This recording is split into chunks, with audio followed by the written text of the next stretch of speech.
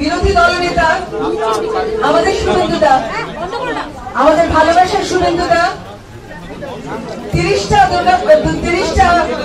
গণেশ পুজোয় যাবেন এবং গণেশের আমন্ত্রণ পেয়েছে 10টায় যাবেন। আমি একটা গণেশের একটা কথা বলি, গণেশের কান বড়, মানে দূরের অত্যাচার অনাচার যা কিছু উনি শুনতে পান। ওনার পেট বড়, কারণ অনেক শস্য যাতে শস্য শ্যামলা থাকে। আর ওনার নিচে যে ইঁদুর আছে, ইঁদুরের কাজ কি? মাটির নিচে খুঁড়ে খুঁড়ে খুঁড়ে খুঁড়ে, অর্থাৎ ফার্টিলিটি, উর্বর করা, আরো আরো আরো উর্বর যাতে হয়।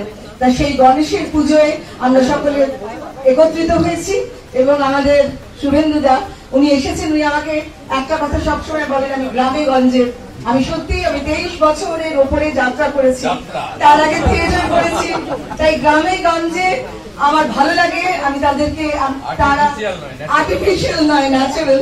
তো উনি আমাকে যখনই দেখেন তখনই এই কথাটা বলেন, আর অন্য কেউ বলেন। ওই জন্য অন্য সবাই ভাবে আমি সিনেমার লোক, উনি একমাত্র বলেন আপনি একদম গ্রামে গঞ্জের মানুষ। সেই জন্য আপনাকে অনেক অনেক ধন্যবাদ, এই কথা আমাকে বারে বারে মনে করিয়ে দেওয়ার জন্য ধন্যবাদ।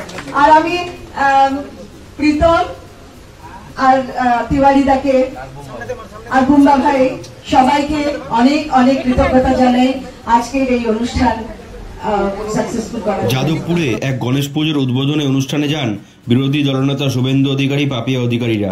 সেখানে বিরোধী দলনেতা শুভেন্দু অধিকারীর সামনেই পাপিয়া অধিকারী শুভেন্দুকে নিয়ে কোন গোপন কথা বলে তাকে ধন্যবাদ জানালো তা তো আপনারা দেখলেন।